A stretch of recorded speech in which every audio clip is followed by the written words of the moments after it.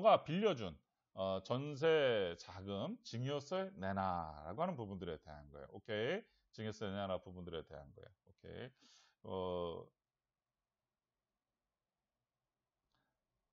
자, 코로나로 힘겨운 케이스를 볼게요. 코로나로 힘겨운 시기이지만 사랑하는 연인과 결혼을 준비하며 이겨내려 하고 있습니다. 부모님께서도 신혼집 마련을 위한 전세자금을 빌려주신다고 하는데 세금 문제가 따를 수 있다고 해서 걱정이 됩니다.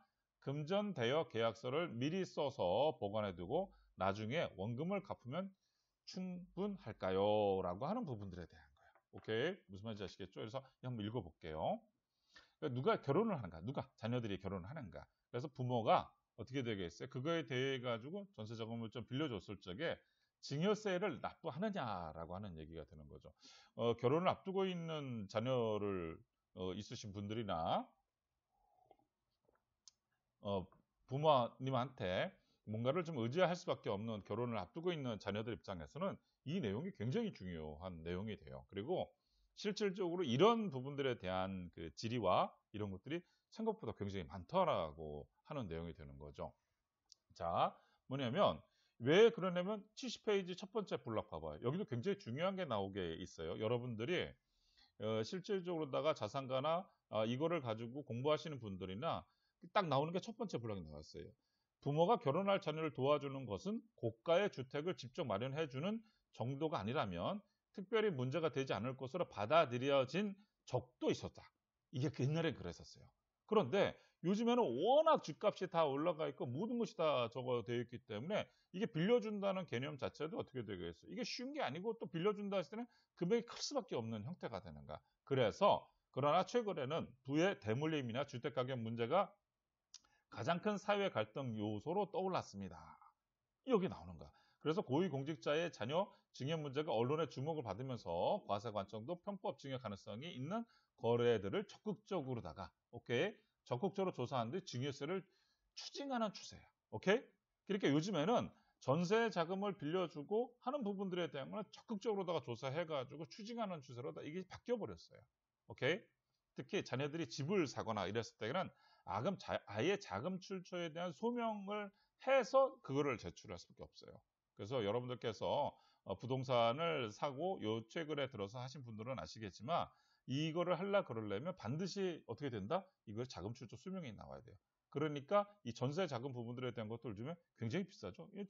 전세가 옛날 같은 집값이 되는 거죠. 오케이. 자, 그러다 보니까 요즘에는 이런 걸 조사하는 추세로 바뀌었다. 자, 71페이지에 들어가 볼게요.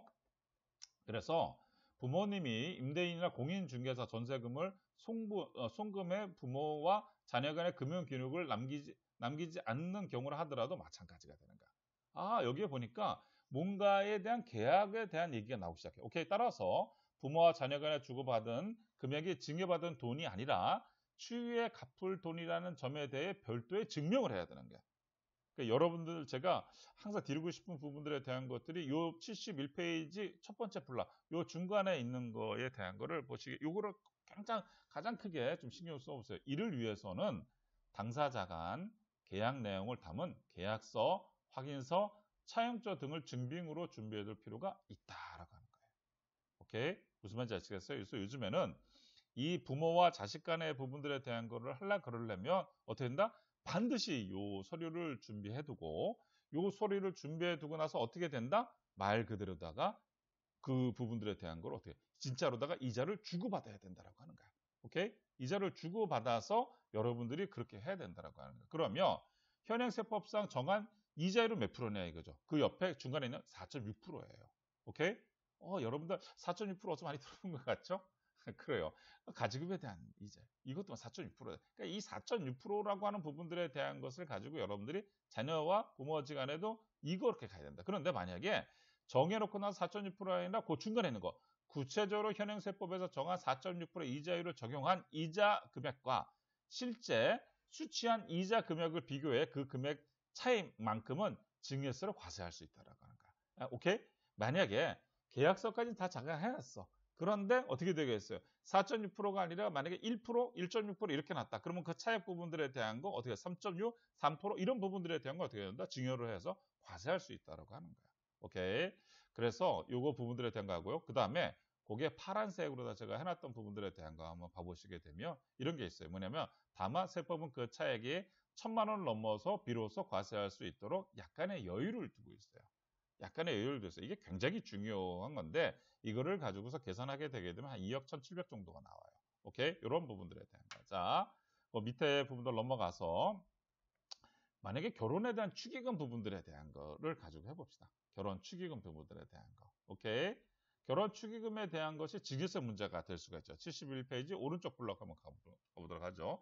세법은 축가금 중 사회 통념상 인정되는 부분에 대해 비과세를 정하고 있으므로 개별적 사례를 살펴봐야 합니다. 여기에 이제 나와요. 가령 자녀의 지인들이 자녀에게 준 축의금은 증여세 과세 대상이 아니지만 혼주인 부모가 자신의 지인들로 받아든 축의금을 자녀에게 줄 경우 증여세 과세 대상이 된다고 볼 여지가 있습니다. 오케이? 무슨 말인지 아시겠어요? 그래서 이런 부분들에 대한 거라서 저 얘기하지만 통장은 따로 받고 따로 받고 받은 통장에서 부모님 통장에서 바로 자녀한테 쏴주게 된다. 그러면 과세관청에서 그거를 탁 들여다본다라고 하는 형태가 돼요. 오케이? 무슨 말인지 알겠어요? 그래서 여러분들께서는 이런 부분들에 대한 이 책이 던져주는 이런 부분들에 대한 사례 이런 것들을 잘 연구하시고 보시게 되게 되면 어마어마한 부분들에 대한 좋은 내용들이 많이 있다고 볼 수가 있어요. 오케이? 자, 다음 Q21 전환사채 명의 신탁 시 증여세 부과되나라고 하는 거야. 오케이? 이 부분들에 대한 거를 가지고 한번 봅시다. 오케이? 자, 케이스를 볼게요. 중간에 있는 72페이지 중간에 있는 케이스를 읽어봅시다.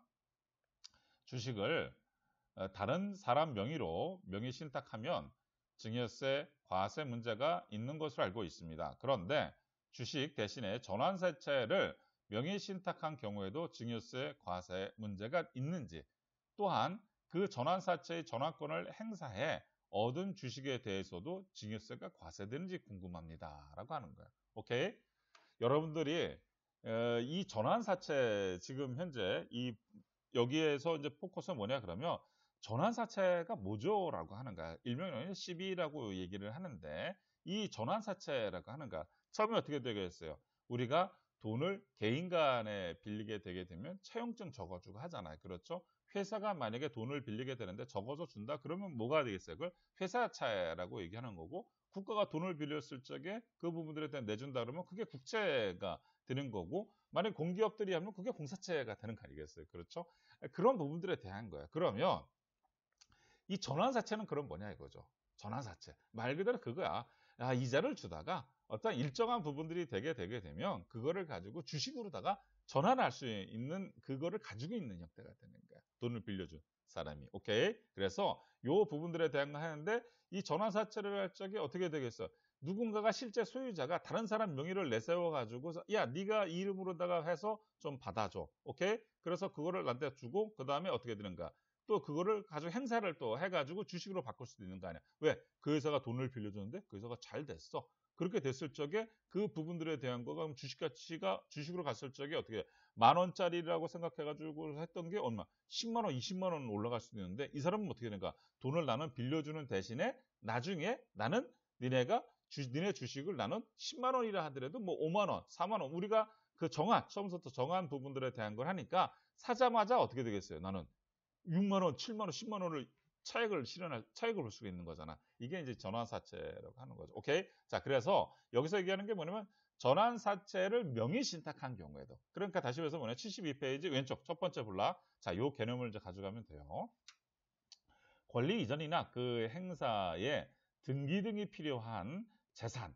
오케이? 재산. 그래서 실제 소유자와 명의자, 토지와 건물은 제외가 되는 거예요. 그러니까 주식 같은 거 생각하시면 되는 거야. 채권 같은 거 생각하시면 되는 거야. 실제 소유자와 명의자가 다른 경우에는 명의자로 등기 등을 한 날에 그 재산가액을 실제 소유자가 명의자에게 증여한 것으로 봐 증여세가 과세됩니다. 오케이? 아까 얘기했었잖아요. 그렇죠? 제가 이거에 대한 설명을 했었잖아. 그러니까 이런 부분들에 대한 거를 알고 이게 뭐야? 결과적인 건 다른 사람의 명의에 대한 거로 해서 전환사채 명의를 딱 그 다른 사람보다 내세서 한 거야. 오케이.